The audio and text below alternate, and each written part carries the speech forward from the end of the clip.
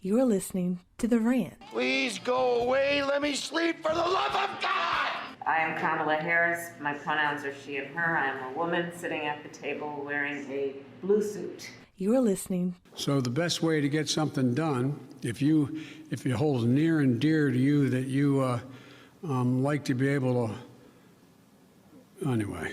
You fucking crazy, man. You sound insane. Do you realize that? To The Rant. I speak jive. Oh, good. I've been saying it. I've been saying it for 10 damn years. Ain't I been saying it, Miguel? Huh? I've been saying it. You're listening to The Rant with David King.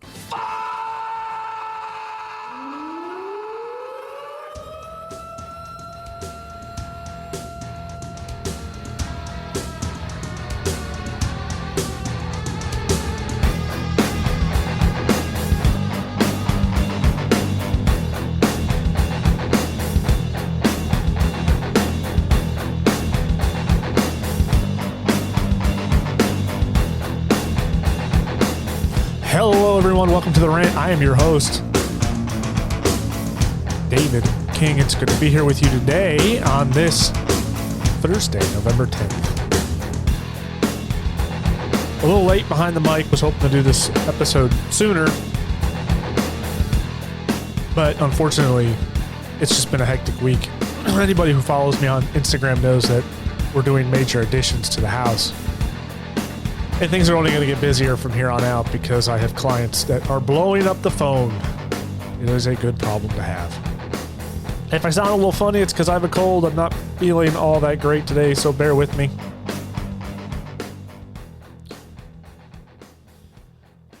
You're going to have to deal with my nasally voice. So, on today's episode, we're going to talk about college football playoff rankings, and we're going to do this in as if this is the Tuesday night episode, which is where I really wanted to do it. But I didn't have a whole lot of time, and I couldn't, so we're doing it now. As you know, I've already posted on social media that I've seen them. I like them, and we'll get into that. Prior to Tuesday, I posted a pre-CFP Tuesday rankings my pick of what I thought the top 10 should be. And I have to say, I'm quite proud of myself because when I do these top 10s, I'm doing them twofold. I'm doing them in such a way that I am trying to kind of predict what the CFP is going to do. But I'm also putting down what I would like to see. If I was the arbiter of these rankings, this is how I would put them. Based on facts and data and some opinion. I'm not going to lie. I have opinions. So I have to admit, I got pretty darn close. Running down just real quick, because this is kind of old news at this point, because they've already released it. But I had Georgia at 1, Michigan at 2, Ohio State at 3. The reason why I swapped that, the reason why I put Ohio State below Michigan, 1, because I hate Ohio State, screw them. But 2, the real reason, the main reason, is because Ohio State, in my opinion, and it's not really my opinion, I don't want to say they're suspect. They're not suspect, but they have not been performing very well against other teams, and they did not perform very well last weekend. They struggled last weekend at an away game. So Michigan did not. They played pretty well. They had a kind of a rocky first half, but they really just took off from right immediately after that in that second half. So I kind of flip-flopped them based on that, but it really doesn't matter because we both know that Michigan and Ohio State play each other in November. Anyway, and I got TCU at 4. Tennessee drops down to 5 after that abysmal loss to Georgia. Clemson drops. Now this is where I kind of regretted. I put Clemson at 6. After losing to Notre Dame. And then I got Oregon at 7, USC at 8, LSU at 9, and Alabama at 10. Now, I would actually, if I could go back and change my initial pick, I would probably put LSU at 6th and Clemson at 9.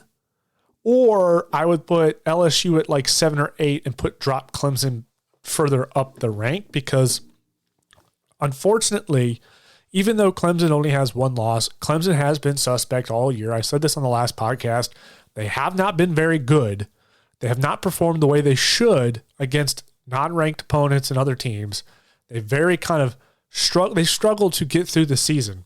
And then Notre Dame just kind of put a nail in it and proved our point. Clemson is not who they should be right now. They're just not. They're not very good. It's not the Clemson that we're used to seeing, and it's not an indictment on the coach or anything. It's just teams go through these motions. I think Clemson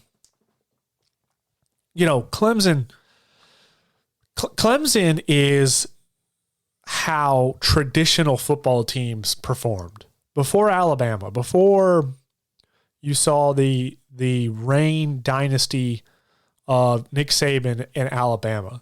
A lot of people use Alabama now as the standard. Alabama set the bar. This is how everyone wants their team to perform, which is pure domination for the better part of a decade. And the reality is that's almost nearly impossible to do. And it's nearly impossible to do because only one team's really done it. I mean, Alabama has just been this powerhouse football team that everybody feared, everybody wanted to beat but couldn't beat, and got trounced every time they came into their house, and wherever Alabama went, they just won. And, of course, that seems to be coming to an end, and I will touch on that here later. But people seem to think that once a football team wins a national championship, that now they're just going to continue to dominate and win championships, and that's just not the case. College football is it's a year-to-year thing, more so now than ever, with NILs and transfer portals and players that don't really. It used to be when I was a kid, a college football player, you had 4 years with them. You may even have 5 if the guy's really committed, but you had 4 years before he ever thought about going to the NFL. But now some of these guys are leaving to the NFL in 2 years. They're going as soon as they possibly can go, as soon as they can get out of there. Maybe the NIL fixes that problem because now these players are making some money in college and they're not worried so much about getting hurt, not being able to make the big bucks. But the reality is you used to have 4 years. You don't anymore. You might get 3. So it's a year-to-year thing. These coaches are building up their programs. A lot of times, like a school like Clemson, they can recruit well, but it's like in periods. So what you'll see is it's kind of like a wave, right? If you look at it like a chart, you'll see that it'll go up, they win a national championship, and then it'll that's their peak, and then it'll come back down a little bit. Now the question is how long is that lower arc? Now traditionally good schools, schools that generally have a top 10 program, that lower arc threshold will not dip down very low and won't stay low for very long. They'll peak and get right back up there again to a championship level team. Every coach would love to stay at that peak level. That's what Saban did. Saban grew the program, got it up there, and he's kept it there. That it was never an arch for him. It was more like a graph, like a line graph where it just kept going up and up, and it just stayed there. And now we're starting to see that line come down. So his is not really an arch. It's not really a wavelength. If you're picturing kind of like a wavelength where it goes up and down and up and down and up and down, that's kind of what you see with most colleges. Now, some colleges, they don't ever reach that pinnacle peak of championship. They might win conference championship and then dip back down because they just don't have the level of talent to keep them up there or to get to that level. Now, teams like Georgia and Alabama, they have really set the bar very high in terms of talent and where you have to be to win a national championship. Georgia and Alabama, more so Georgia, are going to be nearly impossible to beat. So anyway, back to Clemson. I don't want to go too far off, but yeah, Clemson, I don't think Clemson's, down and out. I don't think Dabo's lost it. They're fine. They're just in the rebuild mode. They're not down. They hit the pinnacle, right? So they hit the bottom part of that arch and now they're on their way back up potentially. I think they've hit the apex of that lower peak, and now it's going back up towards the championship level team. But it's going to take some time, and that to me is a typical college football team, and it's honestly what I would expect from my football team, Michigan. I don't expect Michigan to be a top 5 team every year. Now, would I love to see that? Absolutely. Would I love to see Michigan become the next Alabama and have like a 10-year domination? Sure, that would be freaking awesome. But that's just not typical, and more than likely not going to happen. But I would love to see Michigan maintain a top 10. That's the key there, right? So once you're in that top 10 tier, you want to stay in that top 10 tier because then your recruiting stays well and that lower apex isn't so low. You kind of spring back real quick and you're back into the top 5. You're back into a championship contending team. That's kind of where I would like to see Michigan. I don't expect them to win a national championship every year. I don't even expect Michigan to go to the playoff every year. What I want is Michigan to be battling for a Big Ten championship every year, and then it would be really nice if we could go to the playoffs. That's really what's important to me. I know a lot of Michigan fans out there would say, no, we want to win national championships every year. We want to be like Alabama. That's great. Very unlikely. It's just the reality of the world we live in. The South is just a combine of football players. Alabama, you got Georgia. Georgia recruits 90% of their players. Almost 100% of their starting squad all comes from in-state, and they're at this level that they're at. And so same thing with like Alabama. They don't have to go very far for talent. And not only is it just not just any talent, it's some of the best talent in the world. These are pretty much NFL players playing at the college level in many cases. You don't see that with Michigan. Michigan is going all over the country trying to pull in recruits to build the team, and it's very difficult to do that. So anyway, I have Clemson at 6, but I kind of think maybe Clemson should have dropped down further. That was my biggest hang up. Maybe put them at 9 where LSU is. So I got Oregon at 7, USC at 8, LSU at 9, and Alabama at 10. I dropped Alabama down. I punished Alabama. And the reason why I punished Alabama is because 2 reasons. One, I do not want them to sneak their way back into the top 4 in case people decide to just have a complete meltdown in the month of November. The CFP would love to have Alabama in the top 4. Give them a reason. I dropped in the 10, and I think it's a fair ranking because they have lost 2 times now. They have 2 losses. And so somewhere in that 3-tier period is where they should be. LSU, I think, was ranked 10th before. They beat Alabama, so I just put them a rank ahead. LSU has 2 lost teams, so I'm not sure they really deserve to be any higher than that, but I wouldn't be upset to see them somewhere in the between 10 and 6 place. So that was what I picked. That's what I thought made the most sense. Now, this is the reality. We'll start from number 10.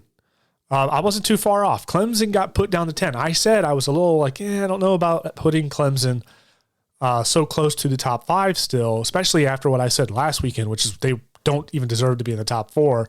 They lost to a really, mediocre Notre Dame team, a 6-3 Notre Dame.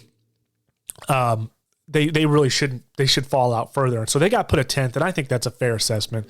I don't know, maybe put them at 9. Alabama is at 9th now.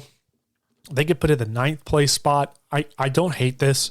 The only reason I'm kind of, I almost don't like it. I almost would like Clemson to be above Alabama, and only because Clemson still only has 1 loss.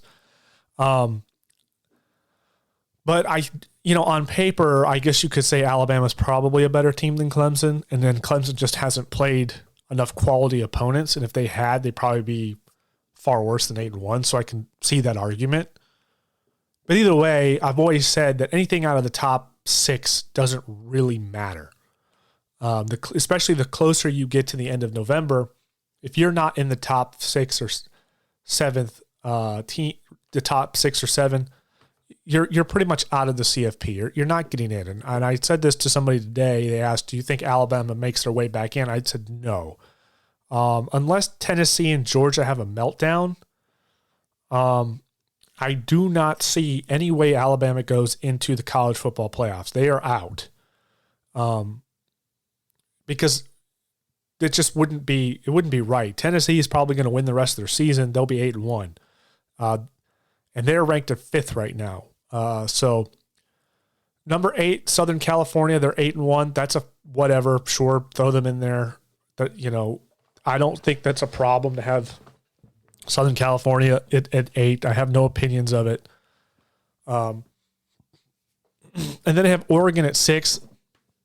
This is kind of where I differ. I think I would put Oregon above. I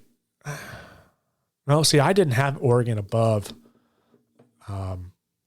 Tennessee in my ranking either. But thinking about it now, I almost would rather have Oregon at 6 Oregon needs to be at 5th. Tennessee needs to be at 6th. And here's the reason why. Oregon is playing lights out football. Oregon looks really, really good. Their biggest hang-up is that loss to Georgia. And so you could say it doesn't really matter because, 5th and 6th place, they're both right there. It's going to come down to votes. One of these two teams, and maybe even LSU, depending on how LSU performs the rest of the month, but one of these two teams, Tennessee and Oregon, is more than likely going to move into the top 4 because Michigan and Ohio State have to play each other. So I like Oregon at 5 because I think Oregon is better than Tennessee. Although it's hard to say, but Oregon's just playing so freaking well. Tennessee had a good win against Alabama too. So it's really, I guess it could go either way. I know I'm kind of going back and forth to this on air, but this is kind of, excuse me, this is really a toss-up. I don't think it's unfair for either team to be put in this position. I guess for me, I would rather see Oregon if another team slips into the top 4. I would rather see Oregon because Georgia's not leaving the top 4. Georgia doesn't lose another game this year, period. I'm calling it right now, and it hurts me and pains me to say that. Georgia's undefeatable. They're a powerhouse football team. I think there's some teams in the top 4 that could compete with them, but I don't know if they're good enough to win. So anyway, this is how it is, and I would rather not have 2 SEC teams in the top 4 again like last year, especially it being Tennessee. Now, if LSU was like 5th in there, I wouldn't probably be so against LSU and Georgia being in the top 4 for the playoff because now you have 2 teams that haven't played each other. Or wait, did Georgia play LSU this year? Am I stupid? Hold on. I might be talking out of my butt. I don't think we did. I don't think. Let's see here.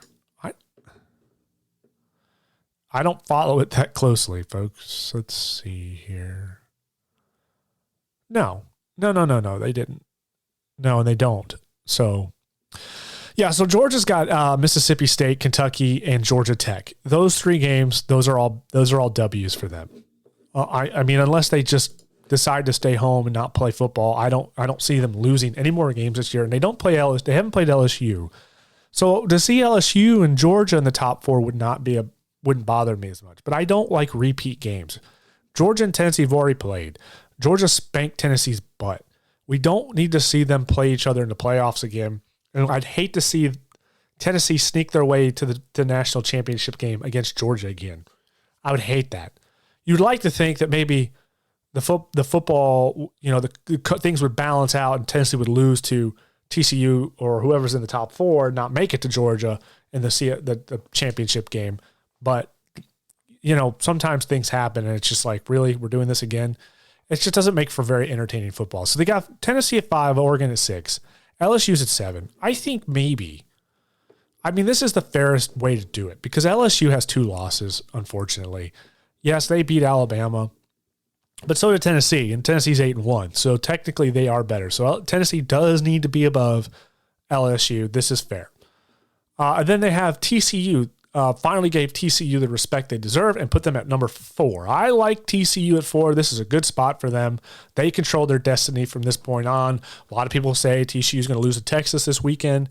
I don't know. I kind of on the fence about it. I'm smelling an upset. I think TCU can beat Texas. And if they can, I don't think TCU is going to lose to anyone else for the rest of the season. Let's see who they play. So we got Texas this weekend. It's going to be a tough game for them. Number 18th ranked Texas. And Texas is going to be looking to spank that butt. They got Baylor the weekend after. That could be a tough game. Now, Baylor is unranked, but it is Baylor. And Baylor tends to be one of those trap games. They could show up and sneak one on you if you're not prepared. And then they have Iowa State, and I don't see Iowa State doing much anything. So the biggest thing for me is if TCU can get through Texas, I think TCU could win out the rest of the season. That means if they can beat Texas and win out these last other 2 games, they're not dropping out of the top 4. So they are the controller of their, and this was my argument from last weekend, which is when you're in that top 4 and you're 9-0, like all these teams are, you control your destiny. So when you get put in there, it's very hard for you to fall out of it unless you lose, unless you have an abysmal game and lose, you're going to fall out. So that's one of the reasons why I wasn't too sure I liked Clemson being in the top 4 and Michigan being at 5. It was really bothering me because I'm like, wait a minute, Michigan's having a really good season. Michigan's definitely a better team than Clemson, as far as I can tell, just from pure data and the way they're playing against other teams. They're better. Now, in a head-to-head matchup, sure, anything's possible. I understand that. But just going off the analytics, Michigan's a better football team than Clemson, and they got left out of the top 4. And what was worrying me was Clemson not losing to Notre Dame and winning out every other game from there on out, because Clemson has a very, very soft schedule. I'm honestly surprised they lost to Notre Dame as bad as they did. I knew they were suspect, but damn, I didn't think they were that bad. I mean, holy cow, they got spanked. And so good on Notre Dame, and congratulations to them for showing up and playing that game the way they did. But I wasn't expecting that outcome. And talk about and I'll get onto this here in a minute with LSU and Alabama. But yeah, so I like this. TCU's now in control of their destiny. It's theirs to lose. They're in the top 4. All they have to do. So, and then we got Michigan at 3 and Ohio State at 2. Now, this is where I said earlier with my picks, I had Michigan at 2 and Ohio State at 3. It really doesn't matter. And honestly, thinking about it more now, I kind of like this. I like Michigan being ranked under Ohio. I like an arrogant and cocky Ohio State. And here's why. Ohio State Buckeyes, their coach, their team, their fans, they have been doing so well for the better part of the 10 years in the Big Ten. They thought that they were a God King.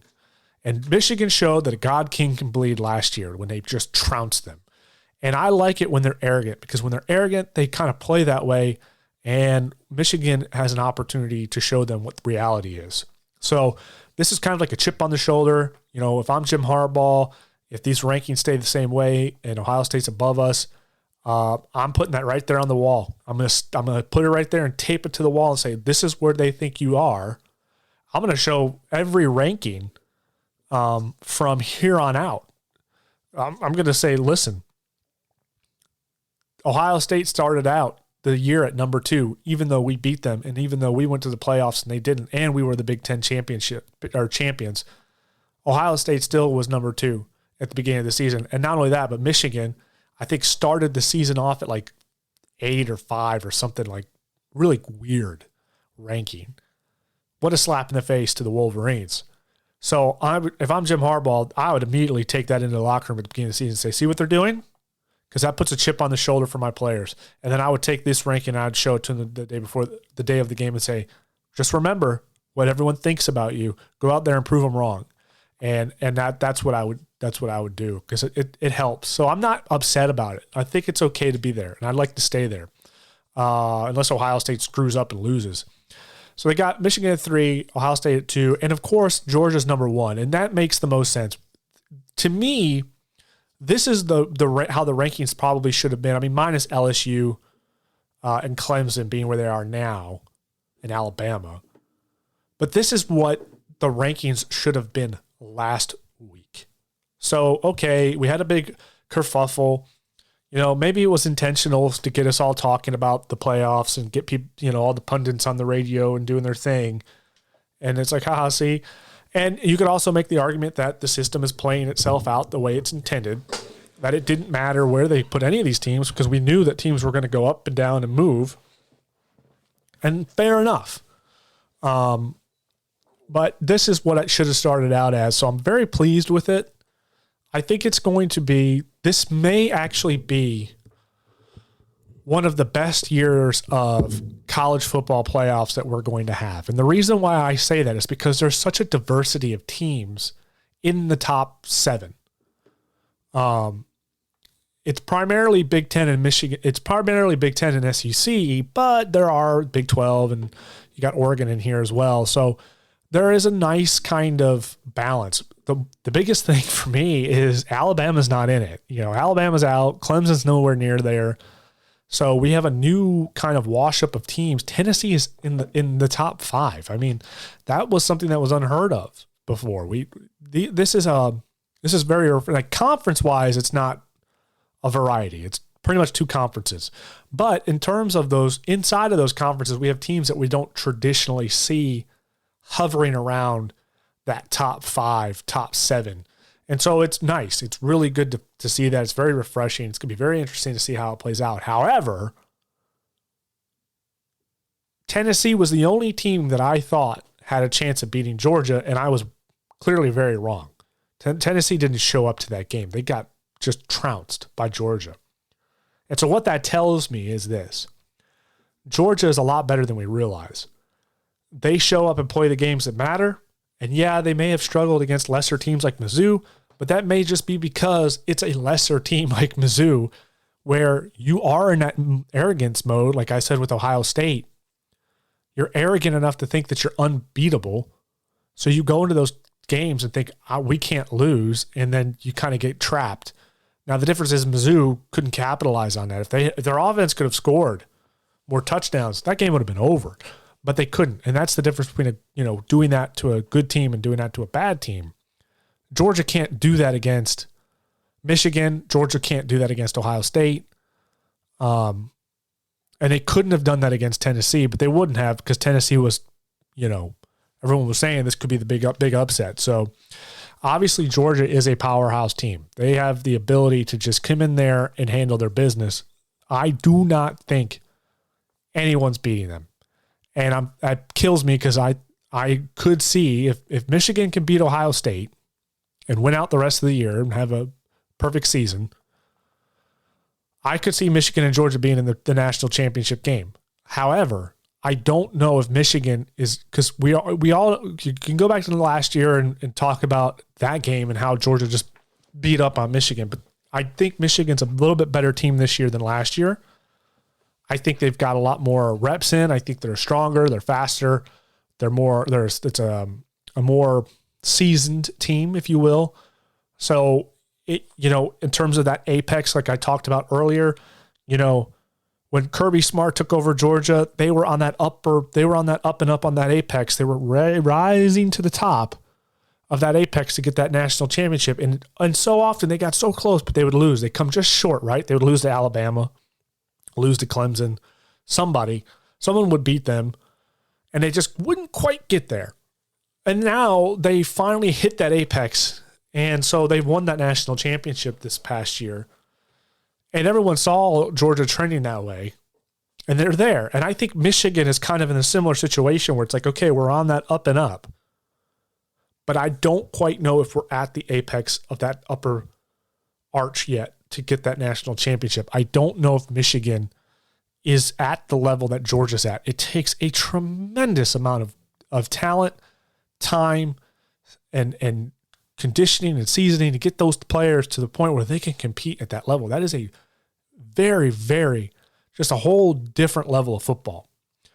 And so, and we see that so often because a lot of these teams can have perfect seasons and they come in there and they play a team like Alabama or Georgia and they just get their clock cleaned and they don't know what hit them. And so I just don't see Georgia losing another game. I think we've kind of figured it out. They're probably going to be national champions unless Alabama. And here's the thing, like we got Alabama's ranked second. Let's pull up the SEC football. Because here's the interesting question. Alabama's got 2 losses. LSU has 2 losses. Standings. Okay. I want SEC. Southeastern Conference. Okay. So, alrighty. The way it's set up right now is LSU is number 1 in the West. Georgia's number 1 in the East. And that makes perfect sense. And there's no one catching Georgia in the East. Tennessee was the closest. They're not. It's not going to happen. LSU's 5-1 in the conference. They are number 1. Mississippi's 4-1. So in theory, Alabama. It looks like to me Alabama is probably not going to go to the SEC championship either. So not only is Alabama fallen to, oh crap, how do I undo that? I just closed out a window, undo close tab. There we go. So not only is Alabama, got to wait for the page to load. Comcast internet for you folks. Anyway, Alabama's 9th. So almost, they are barely in the top 10. They are more than likely not going to go to the SEC championship, and we definitely know they're not going to go to the playoffs. That's pretty big. When's the last time the Alabama football team was ranked this low and didn't even go to the SEC championship, let alone the playoffs? I'd like to know that. I don't have that factoid in front of me, but that's pretty impressive. They are 3 spots back in the SEC West behind Mississippi and LSU. Unless Ole Miss loses, we can pull up their record. Who are they playing? Well, they're playing Alabama. So, and they play Texas A&M. So Ole Miss has a little. They've got a hard schedule ahead of them. They still got to play Alabama. Texas A&M is not very good, but they could still win. They could still beat Mississippi. Like we've seen some crazy upsets in college football right now. It's like no doubt in my mind. That game could go either way, but they still got to play Alabama, and I don't think Mississippi beats Alabama. So while I say that, oh yeah, they're, Alabama's 2 spots back, they'll more likely put Alabama at number 2 and Mississippi at 3. For sure, because then that would make Mississippi 4-2, or 5-2 rather, and Alabama 5-2. So you could go either way on that, but and then LSU here's 5-1 in the conference. They've got Arkansas to go through. They've got a cupcake game, UAB, because of course every SEC team has to schedule a non-con in November. And everybody's giving Michigan a hard time. Everyone's giving Michigan a hard time for scheduling non-Hawaii. Oh, you play in Hawaii and Washington as your first 2 games of the season. You have a cupcake schedule. First of all, screw you. Okay. College football does not have a preseason. Okay. Every game matters in college football. You don't get a preseason to warm up and figure yourself out. You just jump right into the season. You're in it. And you better play well, because your season could literally be over in the first 2 weeks of college football, and you just started. So I don't want to hear it that we play some non-cons in the beginning of the season. I'm perfectly fine with that. And for the record, Michigan has had one of the hardest schedules of any football team in the last 4 or 5 years, like top 5 hardest schedules. Playing the most top 10 ranked teams. I don't want to hear the crap. So for once, Michigan has what I would say is an easier schedule. I wouldn't say it's a cupcake schedule, because that's BS.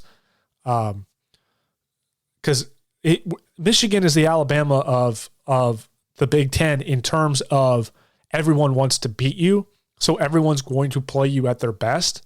Doesn't matter if Michigan's ranked or not ranked. Everyone always wants to beat Michigan because of Michigan's legacy.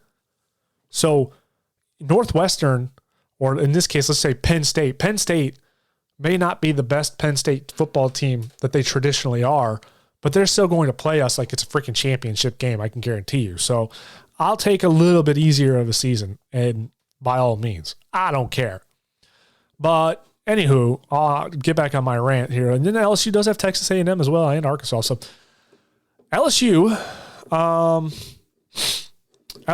could hold their spot and go to the SEC championship, and that would be a really, really interesting game to see. Now here's a ticker. What if LSU loses twice? Does LSU fall below Alabama though after beating Alabama in the SEC West? I don't know. Unless they just completely melt down and lose every game and go 5-3, or I guess 5-4 rather, then maybe. But Anyway, it looks like it's going to be Georgia LSU in the SEC championship unless something goes crazily wrong. But that's interesting because then that would be, that I don't think Georgia loses to LSU. But anyway, I don't know because that won't affect the top four because, I always think like if Georgia plays Alabama in the SEC championship and let's say Alabama wins. Well, what does that do for Alabama? That puts Alabama probably above Tennessee at 5, right? So, Michigan and Ohio State are going to play each other. Michigan, Ohio State, someone's going to lose that game. So what happens? Let's just theoretically say Ohio State loses. Now, do they fall out of the top 4? I would argue no. And here's why. Because when Georgia and Alabama played each other last year and Georgia lost to Alabama, Georgia did not fall out of the top 4. Instead, they all went to the playoffs and played each other again. So in theory, TCU controls their own destiny. They just need to win. Michigan controls their own destiny. They just need to win. Same thing with Ohio State. However, the caveat may be neither of these teams will drop out of the top 4 just because they lost to one another in the regular season. So, because what do you do? If Ohio State or Michigan loses that football game, do you put them at 5? Okay, well, where does Tennessee go? Does Tennessee fall to 6? Oregon go to 6? Well, who moves up? Because there's only 4 9-0 football teams left in the top 25, and they're all in the top 4. So who's the 8-1 team that would get switched back up? I would make the argument, if you were going to move a team up into the top 4, if Ohio State and Michigan play each other, the loser of that game falls out. Fine, fair enough. But then who moves up into the top 4? I would possibly argue that Oregon needs to go up into the top 4. But that would require them to jump Tennessee. And I don't think Tennessee belongs back in the top 4 after they've already lost to Georgia. So this is where I hate, this is where I don't like this whole 4-team playoff invitational setup, because this is where it gets convoluted. Like, this ranking works. It's set up perfectly. It's right. But where it's going to come crashing down on itself is at the end of November, because 2 of these teams are going to have a loss. Or excuse me, 1 of these teams is going to have a loss. It's either going to be Ohio or Michigan, assuming that Georgia and TCU play a perfect month of football. So what do you do with those 2 teams? Well, in theory, you don't want them to play each other again in the playoffs, because then you go back to last year where Georgia and Alabama played each other in the playoffs after one of them already beat each other. So it's kind of like, okay, why are we doing this? So yes, the loser of that game should fall out of the top 4, but then who goes in his place? Oregon? Well, Oregon lost to Georgia. So we've already decided that fate. Tennessee? Well, Tennessee lost to Georgia too. And you already have 1 SEC team. You'd have 1 Big 10 team, and you'd have 1 Big 12 team. The thing that I would say makes the most sense is to put a Pac-12 team in there. Put another team in there that is not a part of the Big 10 or the SEC or the Big 12, which the Big 12 it wouldn't be. It would be, I personally think,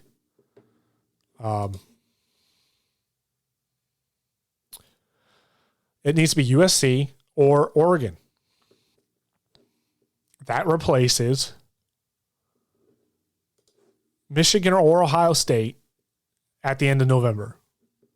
I think that's the fairest option. And honestly, let's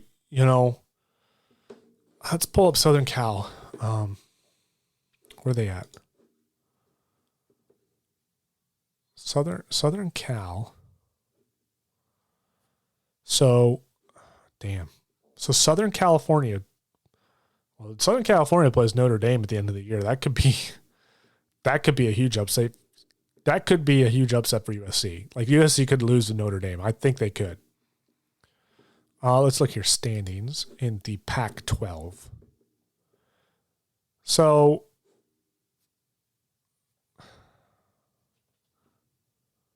Yeah, so here you go. You got California, Cal. You got Oregon in the top spots in the Pac-12 North, and then you have USC. Which is interesting because they're not showing me. So I'm looking at the standings, but they're not showing me actual like win-loss. So I don't know how accurate where they've got these teams at right now. Like I've got the teams pulled up, but they're not showing me an accurate. Let's just look here really quick. See if I can do this again. Yeah, that's weird. So when I pull up the 2022 season for the Pac-12, it's not showing me any of the team's actual records. It's all zeroed out. So I don't know if this is accurate, but it has Oregon at number 2 under Cal and the Pac-12 North, and I don't think that's probably right. But anywho, it's very likely that Oregon and USC could play each other in their championship, and that could be a very good deciding factor of which one of those teams goes and gets into the top 4. And I think that's a fair assessment. So, okay, Michigan, Ohio State, they're not going to play each other in the Big Ten or Big Ten championship because they're both in the same conference. Michigan will go play Wisconsin or somebody. That's what it's looking like. I really don't see. Well, it could be Illinois, but Illinois got to play Michigan, so Illinois is going to fall to somebody. So Illinois is 4-2, so it could be Illinois, or it could be Iowa. Probably going to be Illinois though, in the Big Ten championship. So they play. So Michigan's not going to play Ohio State in the Big Ten championship, but they are going to play each other at the end of the month. One of those teams is going to lose. They fall out. Okay, great. So now you have Oregon and USC. Those teams will more than likely play each other in their divisional their conference championship. The winner of that should get put in place in the top 4. That's how I would do it. That's the fairest way to do it. It's going to be balanced. You got 4 different conferences being represented in the top 4. That's unheard of. It never happens. It should happen more often. I've had this argument. Go back and listen to my old podcast about how we need to change the college football playoffs setup, because all of this is going to come toppling down on itself. What do you do? What does the CFP do? Does the CFP put Tennessee back in the top 4? Well, why? Why does Tennessee get to go? Why does Tennessee get to move their way back into the top 4 and Ohio State or Michigan falls out? Why is that fair? You can't say it's because Tennessee has a win over Alabama, because Alabama has 2 losses and they're 9th. Michigan and Ohio State have been in the top 5 all season long. They're 9-0. Both teams 9-0. In theory, that's not a bad loss for either team. So what do we do? If the CFP is consistent in what they do, your top 4 right now, folks, if every team plays out well and finishes strong, in other words, they win every game from here on out, and either Ohio State or Michigan loses at the end of the year, and that's their only loss. This is your playoffs right here. Georgia, Ohio State, Michigan, TCU. You're looking at it. If the CFP is consistent, but they're not, they're going to have a bias. It tends to favor, for whatever reason, the SEC. So it's very likely that Tennessee sneaks their little happy butt somehow back into the top 4 after Ohio State and Michigan play each other. And it shouldn't be that way. I call this a Tennessee, LSU, Oregon, Southern Cal. The 5, 6, 7th, 8th. Okay, so you have your top 4 teams. Then 5, 6, 7th, and 8th are provisionals. This is how I look at this setup. This is how I would do it. So they're provisionals, which means if Georgia just falls apart and goes 9-3 or 9-2, you have other teams here that would move up in their place. If Ohio State falls apart or Michigan falls apart, TCU ends up losing really bad when they should. Like if TCU loses to Texas, they're going to fall out. But who goes in their place? Like if TCU loses to Texas, I don't understand.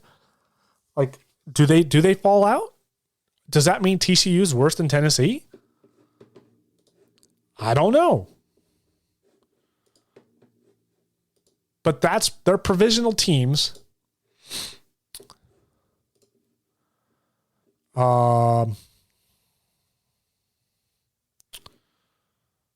let's see. Yeah, because Tennessee, like, you don't. Who's to say that Tennessee deserves to go over TCU if TCU loses to Texas?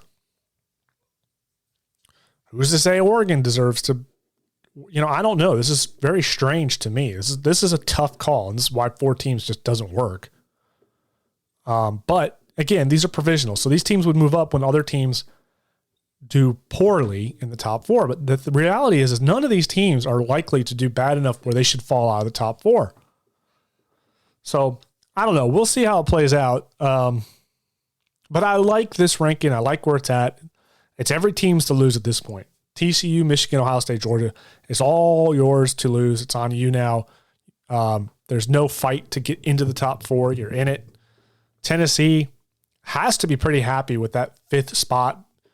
They have to think, oh yeah, we lost to Georgia, but we're not out of it. This is very much like very much a Georgia-Alabama situation where you have Alabama and Georgia who played each other.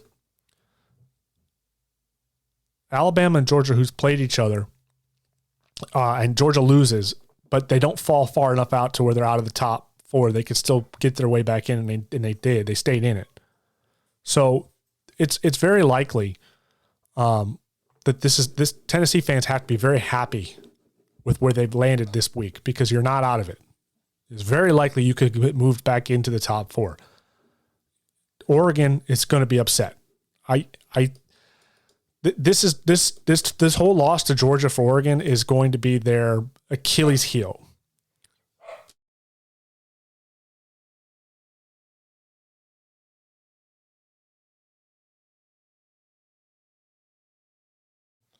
That's going to be their Achilles heel. Because they're that 6th spot is, with everything the way it is right now, it might as well be, you might as well just be 10th. And that's unfortunate. It's almost like I saw Joe Klatt and I'm talking about it. And it's like, why did you play Georgia? Why did you elect to play Georgia at the beginning of the year? And I have to agree with that. Like, I understand the philosophy of it, but it's almost like I asked Wisconsin the same question, which was, why did you elect to play Alabama? And this was like 4 or 5 years ago. I think it was like something in Texas. But anyway, why would you elect to play Alabama as your first game of the year? You set yourself up for failure. I could see Georgia, and even Georgia would probably not make the mistake of playing Alabama, Clemson, Michigan, Ohio State. They're not going to play a top 5 football team as their first game of the year if they can handle it. So why Oregon did that, I don't know, and it's definitely going to be their biggest fallback. So yeah, they're 6th. They might as well be a mile away, because in the way this is all set up, I don't see a complete meltdown here in the top 4 where Oregon sees its way back in there, unless the CFP lets Oregon jump Tennessee and go into the top 4. But that's not going to happen. So Tennessee's slated to move back into the top 4 when one of these other teams falls out, if and when.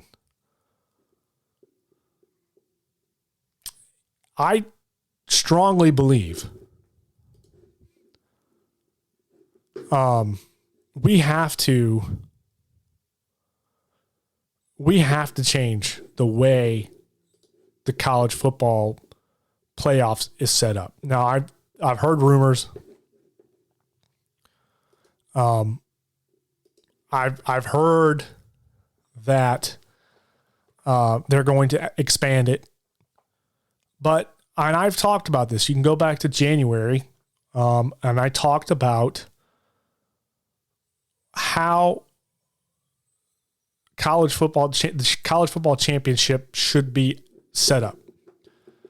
I said then, you can get a more detailed description of it in that episode if you want to go back and listen to it.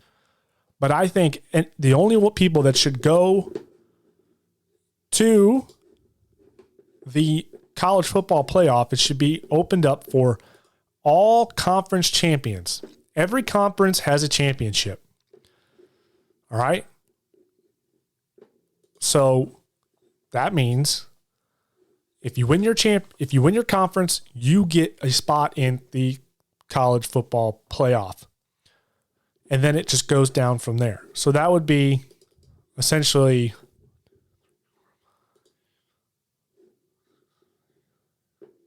was it 11 conferences? Right? 11, so it'd be 11 teams because you have the independents.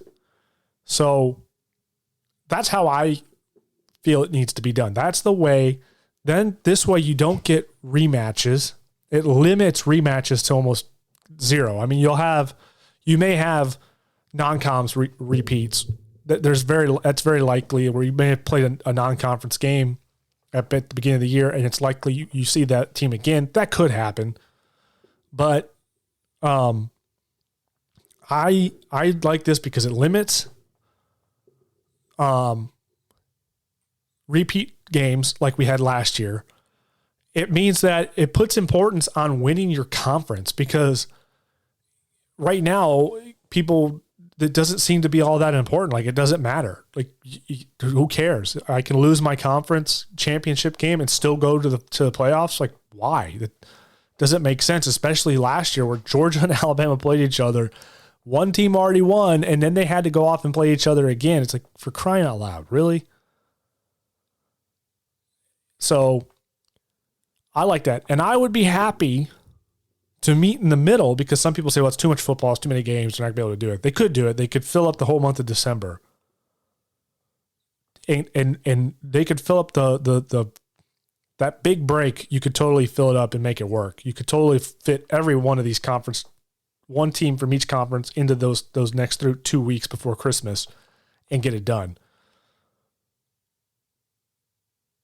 I'd be happy to meet in the middle.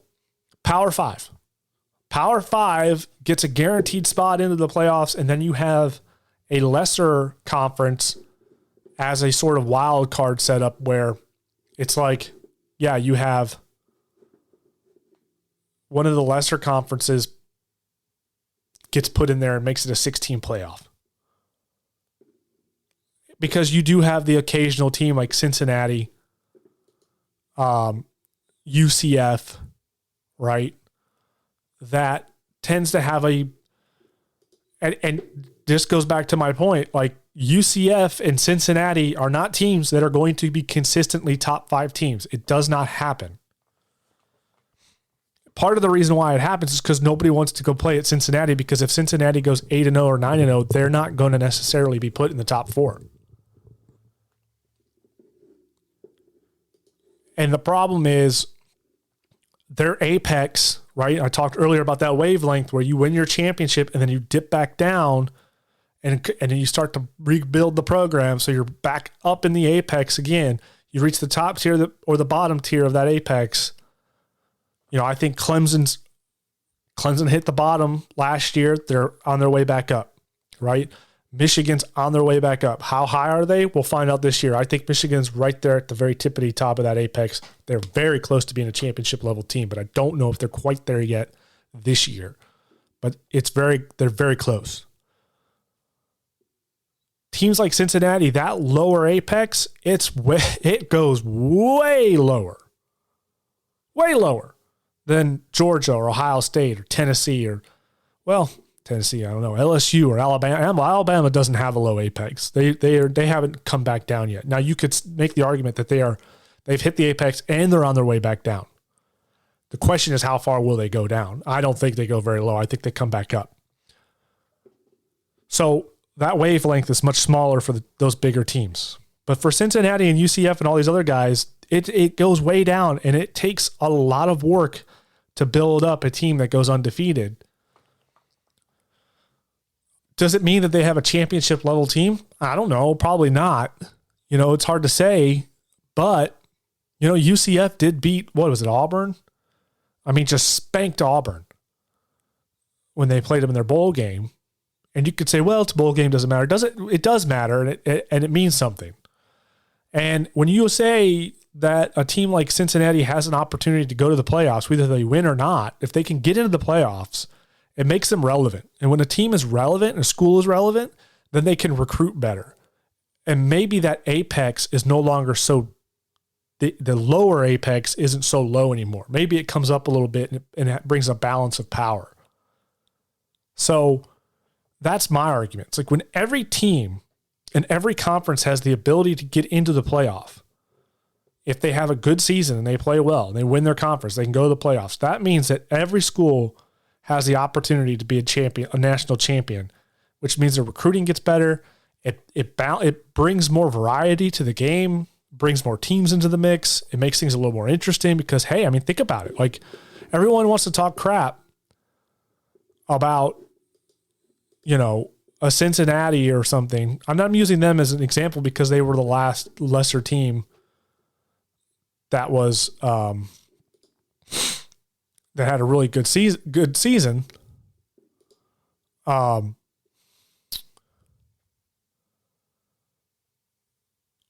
I'm saying is, yeah, the AAC. UCF's in there too. I mean, you could even make the argument that the AAC just automatically has a spot. You could make it a 7-team, put another wild card or something in there. I don't know. But anyway, I personally would love every conference to have a chance, make it a full, every conference gets a bracket, blah, blah, blah. But anyway, you could say, well, you know, Cincinnati, they may have went undefeated and that's fine, but they would get crushed by Alabama or Georgia. Maybe. But let them make their own destiny. Let it happen.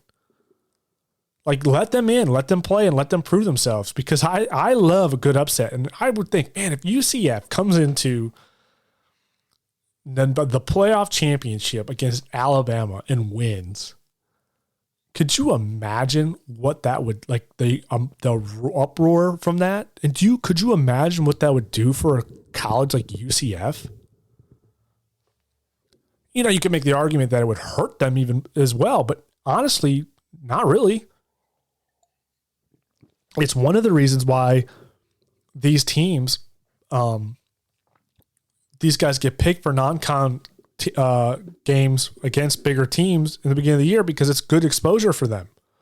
It's good exposure for teams like Hawaii and Washington, Memphis, Tulsa, Temple, South Florida. You know, it's good for them to get that exposure. Charlotte, UAB, you know, Rice. These are teams that you wouldn't expect to ever see it as a power team, but it's good for them. And they know they're going to come into that game and get spanked, but the reality is it's still good exposure for them. So even if they go into the playoffs and get spanked, it's still good exposure.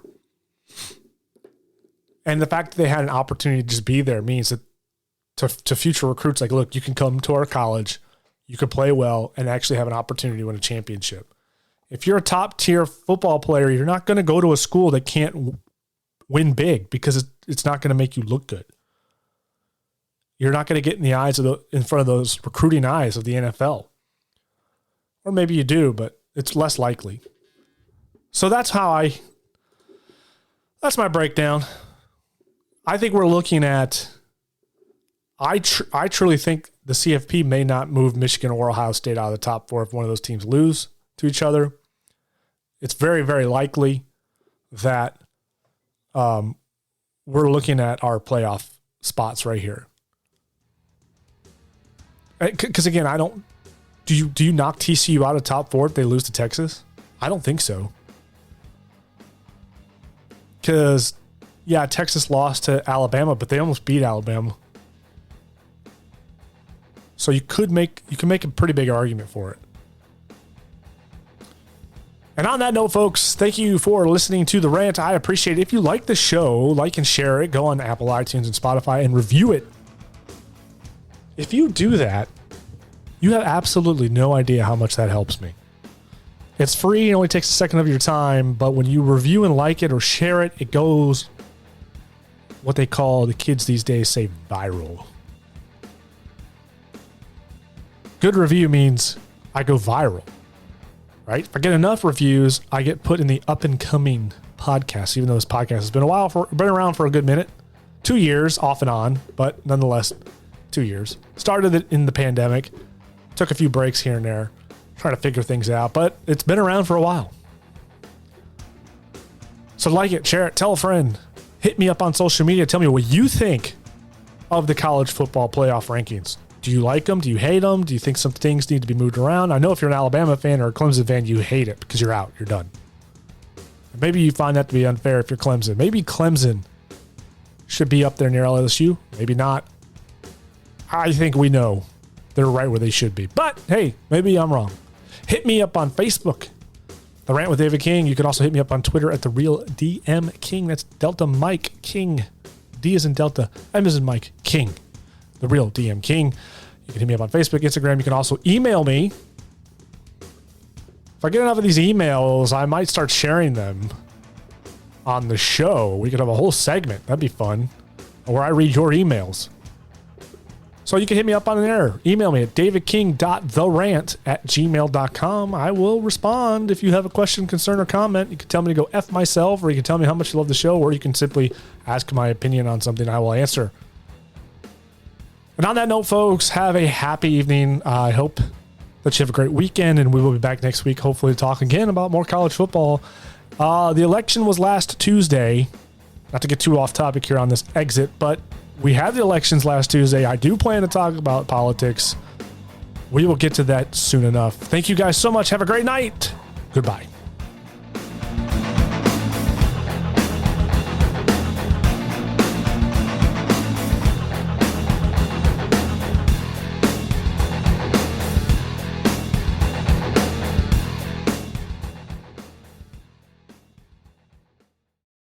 You son of a bitch.